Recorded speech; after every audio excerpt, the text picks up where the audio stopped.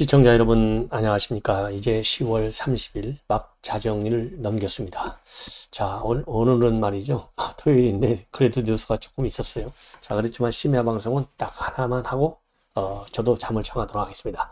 자, 시청자 여러분들께 이번 시간에는요, 이미 예고해 드린 대로 이재명과 관련된 내용을 오늘 나온 뉴스를 중심으로 집중적으로 정리해 드리겠는데요. 자, 검찰에서 지금 핵심이 이제 대선 자금 수사지 않습니까? 자, 대선 자금 수사인데 이제 물증이 필요하잖아요. 굉장히 구체적인 물증을 가지고 있다. 그러니까 유동규가 말이죠. 그 김용한테 전달했던 돈 박스 1억 원이 들어간다잖아요. 한 상자에. 이 돈 박스도 전부 다 가지고 있고, 그리고 이 실험까지 했는데 정확하게 1억이 들어간다. 그리고 또 이 가방에 전달해 줬는데 이 가방도 확보하고 있다.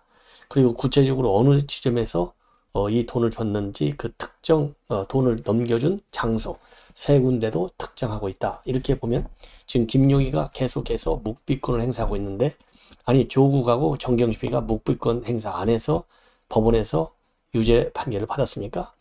물증은 어느 누구도 부인할 수 없는 거예요.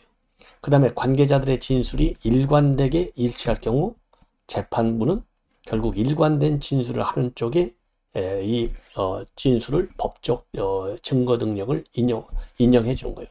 그렇기 때문에 조국 아직 최종심은 안 끝났지만 이거 유죄 판결. 정경심은 뭐 법정 구속돼 갖고 4년형 받아 갖고 살고 있잖아요. 그런 것처럼 김용도 마찬가지일 것이다 라고 생각이 듭니다.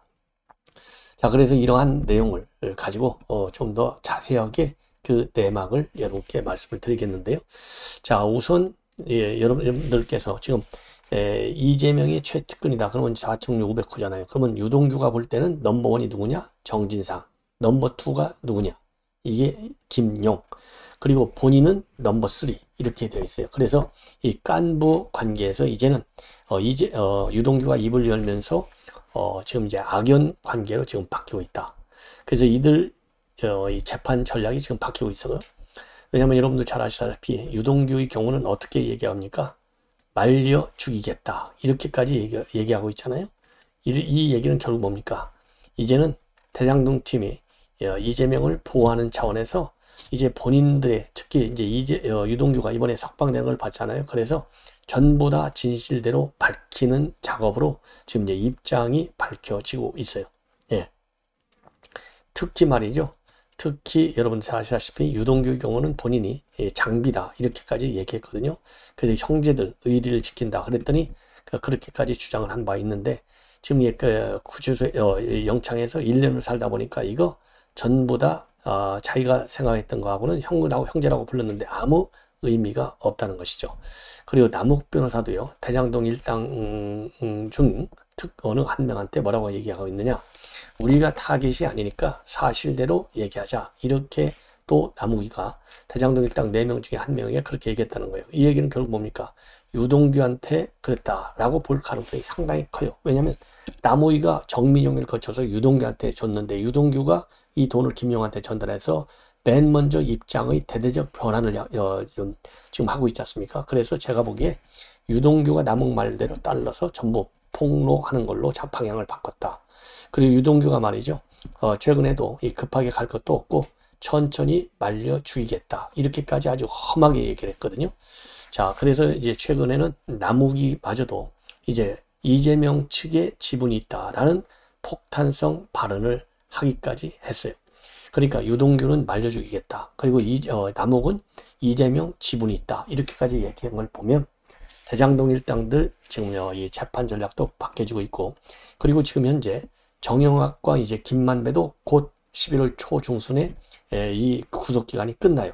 그래서 지금 검찰에서는 이 사람들이 지금 이 검찰에 진술하는 태도를 보고 이 구속을 연장할 것이냐, 아니면은 구속 연장 조치를 취하지 않고 석방할 것이냐, 이거를 판단하겠다는 거 아니겠습니까?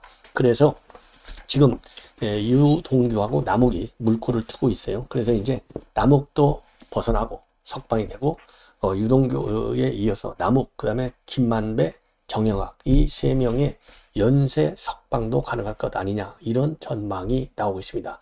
그런데 지금까지 최근에 이르는 엊그제 28일까지 재판을 보면 김만배도 살짝 바꾸고 있어요. 그런데 정영학이가 요지부동이다.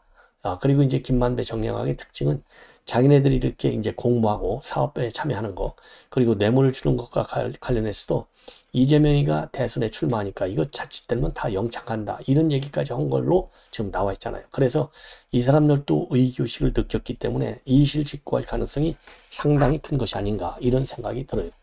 자, 그러다 보니까 이 넘버 3, 즉 유동규가 이제 말하자면 이제 항명을 한 거나 마찬가지잖아요. 자, 그러다 보니까 이런 반격을 하다 보니까 이재명의 민주당이 지금 굉장히 흔들리고 있다.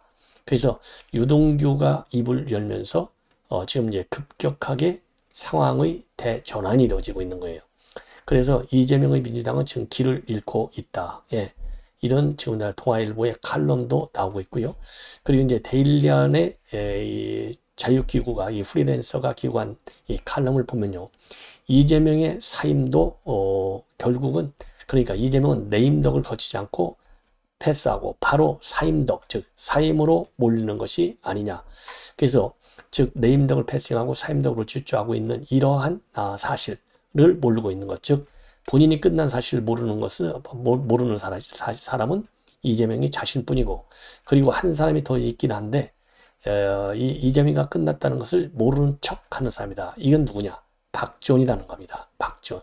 그래서 박지원은 모르는 척하고 아부하기 위해서, 왜? 공천을 받아야 되니까 이재명이 제안한 특검을 갖다가 패스트 트랙을 태워서라도 해야 한다, 이렇게 자다가 봉창 두드리는 소리를 하고 있다. 이 얘기는요, 이 데일리안에 이 기구하고 있는 정기수 자유기구가가 하고 있는데요, 이 정기수 자유기구가는 연대 정외과를 졸업하고 미국 클리브랜드 주립대에서 수학을 하고 경향신문하고 시사전에서 일을 하다가 지금은 캐나다에서 이 프리랜서로 지금 활동하고 있어요. 거기에서 결국은 이재명이는 이제 끝났다. 예. 이재명이가 끝나면 결국 민주당도 몰락한다, 이런 입장을 내놓고 있습니다. 자, 이렇게 해서 지금 현재 우리 국민의힘에서도 말이죠, 지금 민주당이 우리 내년도 예산안과 관련해서 이 비정한 복지다, 이렇게 비판하고 있거든요. 여기에 관해서 이 비정한 복지, 이런 것은 다 이재명의 지침받아 갖고 하는 거 아니겠습니까? 그래서 여기에 대해서 우리 양금희 수석 대변인이 조금 전에 입장문을 내놨습니다. 그래서 민주당이 사실관계 확인도 없이 예산 발목 잡기부터 한다. 그러면서 윤석열 정부의 약자 복지를 비정한 복지라는 민주당은 시작부터도 틀렸고, 민주당은 이번 예산 국회에서 이재명 지키기가 아니라 민생 예산 지키기에 책임을 다하라. 그리고 내년도 예산안은 재정 건전화를 추진하면서 서민과 약자를 더욱 두텁게 지원하는 약자 복지로 짜여져 있다. 이런 이 입장문을 내놨습니다. 그러면서 이재명 대표의 사법리스크 박날 국회 연연이 없는 민주당이 민생 예산마저 눈속임으로 국민을 우롱한다면 그 피해는 결국 국민께 돌아갈 것이다, 이렇게 비판하고 있고요. 그리고 약자복지 예산으로 지금 우리 양금희 수석 대변인이 발표하고 있는 내용을 보면은 지금 이 11.8%로 늘어나서 처음으로 이 100조 원을 넘긴 복지부 예산, 그 다음에 반지하 쪽방 거주자, 전세, 사기 피해자 등을 위한 예산을 비롯해서 청년, 어르신 등을 위한 필수 생계비와 장바구니 부담 넓기 예산 등을 내년도 예산에 포함된 약자 복지의 예로 거론하고 있습니다. 그러면서요, 국가 채무를 1조 원으로 늘려놓은 문재인 정부의 방만 재정이야말로 비정한 재정이고, 핀셋 복지를 통해서 약자들을 더 두텁게 보호하는 복지에 대한 정치 공세야말로 비정한 정치다, 이렇게 쏘아 붙이고 있습니다. 자, 이렇게 이 비정한 복지다, 이렇게 하는 것도 이재명 방탄 차원에서, 그리고 집도끼 단속 차원에서 내놓은 거 아니겠습니까? 그래서 양금희 수석 대변인이 이재명의 사법 리스크가 커가는 이 시기에 이재명 방탄을 하나 더 만들려는 차원에서 만들어낸 이 비정한 복지, 이거를 맞받아치는 이런 대변인 입장문을 내는 것은 시기적으로 적절한 그런 차원의 입장문이 아니겠느냐, 이렇게 판단이 됩니다. 그래서 현재로서는요, 20여 년 만에 처음으로 다시 한번 검찰이 지금 이 대선 자금 수사에 지금 속도를 내고 있는데, 그야말로 이 대선 자금 수사는 결국 이재명 턱 밑에 칼끝을 겨누고 있는 상황으로 지금 급진전되고 있다. 그래서 남욱을 거쳐서 유동규를 거쳐서 김용과 정진상, 그 다음이 누구겠느냐? 이재명이 아니겠느냐? 이런 합리적 추론을 할 수밖에 없는 상황이고요.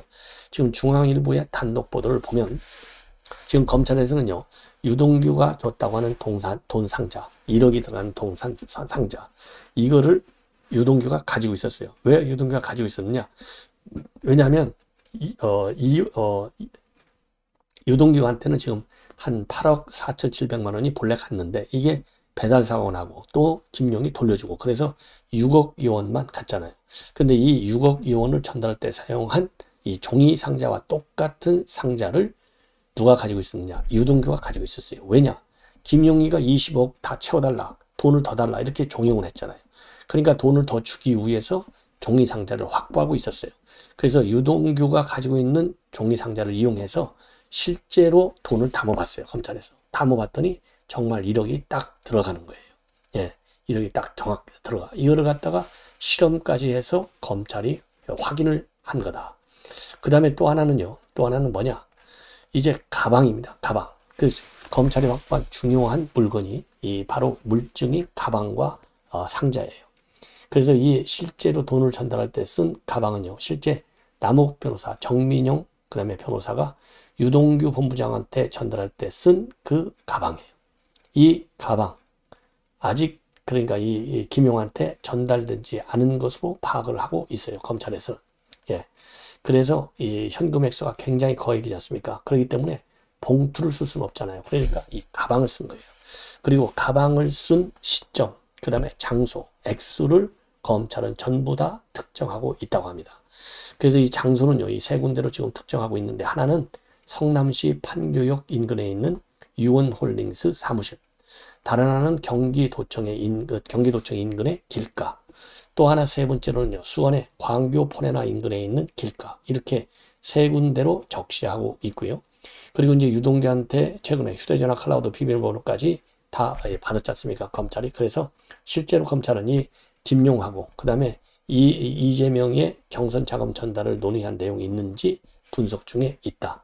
예, 그리고 이미 검찰에서는요, 이 통화 내역, 그러니까 유동규하고 김용하고 간의 통화 내역과 통화한 위치, 이 자료, 그리고 또 남욱 변호사 측으로부터는 또 돈을 전달해준 메모장, 이런 것들을 물증으로 전부 다 갖고 있다. 예, 그래서 김용의 묵비권 행사 전혀 영향가가 없다. 저는 그렇게 보여집니다. 그리고 또 하나, 이 김용기가 말이죠, 유동규한테 돈을 모아달라, 돈을 좀 달라, 이렇게 요청한 게 20억 원 달라 요청한 것이 2월 초로 알려지고 있잖아요. 근데 2월 초에 김용희가 어떤 일을 했느냐? 광주에서 이재명 포럼 사람들을 모아서 여러 차례 연석회의를 했다. 이런 보도가 지금 중앙일보 단독 보도로 나오고 있어요. 자, 이렇게 해서요. 그러니까 이제 2월 달이라고 하면은 6월 28일 날 예비 후보 등록이 시작되거든요. 즉, 경선이 시작돼요. 경선 시작하기 4달 전에 말하자면 이재명 지지하는 야권 포럼들을 모아놔서 여러 차례 회의를 했다는 거예요. 그러면 이 회의를 하는데 그래서 점심도 저녁도 여러 번씩 먹을 수밖에 없고 또 동시에 약속을 잡다 보니까 김용희가 늦게 나타나서 또 포럼 사람들한테 욕도 먹고 이랬다는 거예요.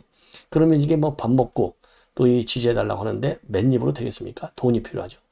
그래서 이 돈이 필요하니까 이 유동규한테 돈을 달라 이렇게 한 거예요. 그래서 돈을 달라고 요청한 시점하고 이렇게 포럼, 이 지지 포럼이 연쇄적으로 열리는 이 시점하고 맞아서 들어간다. 이 얘기는 결국 뭡니까? 이게 경선 자금으로 들어갔다. 이렇게 결론을 낼 수밖에 없는 거지 않습니까?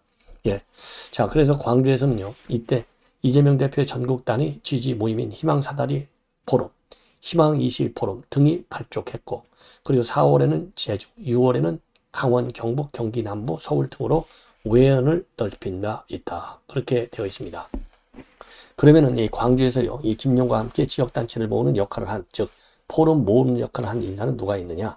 이재명이가 경기도지사 할 때 산하기관장을 지낸 강모 씨하고요, 출판문화공간 대표를 지낸 황모 씨가 거론되고 있다고 합니다.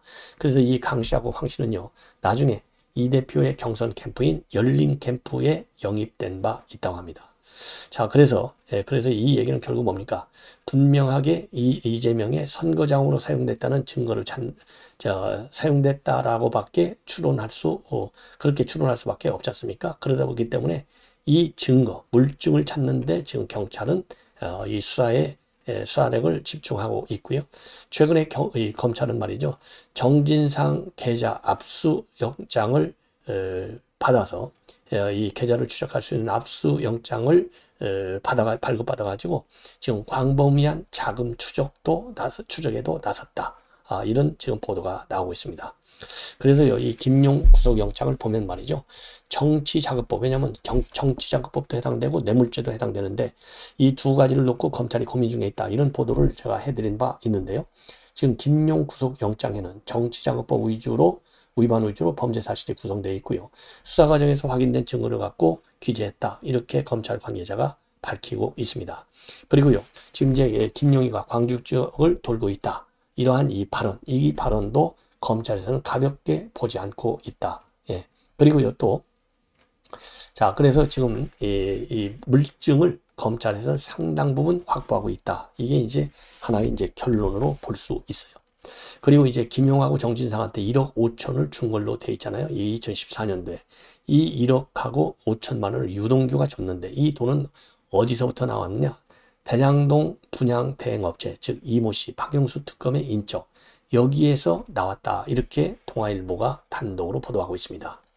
자, 이렇게 해서요. 이렇게 해서 지금 여러분께 말씀을 드린 대로 지금 대장동 일당들의 재판 전략도 바뀌고 있고, 그리고 또 검찰에서 물증도 많이 가지고 있고, 그리고 정진상에 대한 이 계좌 압수수색 영장도 지금 발부받아서 계좌 분석을 하고 있고, 이런 걸로 보면 지금 더군다나 지금 이 정진상에 대한 입건을 검찰에서 신중히 검토 중에 있다. 이렇게 되어 있잖아요. 그래서 정진상 소환도 사실상 초읽기에 들어갔다. 이렇게 결론을 내릴 수 있습니다. 그래서 넘버 1 정진상 이제 구속이 되고, 넘버 2는 지금 김용은 구속되어 있고, 넘버 3 유동규는 입을 불고 있고, 남욱도 그대로 불고 있고, 이러다 보면 결국은 이재명은 구속영장을 청구할 수밖에 없는 게 아니냐. 이렇게 저는 추론을 합니다. 자, 이러다 보니까요. 지금 김기현 의원이 페북에 올린 글을 통해서 이재명을 아주 강력히 비판하고 있어요. 게임은 모두 끝났다. 온갖 법꾸라지 같은 묘수로 일확천금 자금을 마련해서 대통령 한번 차지해 보려던 계획은 이미 한바탕 일장춘몽이 됐다. 모든 게 들통난 바닥인데 버틴다고 되겠냐. 괜수에 혼자 살겠다면서 M1 민주당 의원들 붙잡고 물귀신 작전 쓰지 말라. 이제 그만 무대에서 내려오길 바란다. 이러한 입장문을 내놨는데요. 자, 이 김기현 의원의 이런 입장문 충분히 여러분들 다 공감하지 않습니까? 예. 자, 이렇게 해서 말이죠. 이제 오늘 심야 방송은 이걸로 전부 마무리를 하겠습니다. 내일 일요일 방송 많이 시청해 주시기를 여러분께 부탁을 드립니다. 대단히 고맙습니다.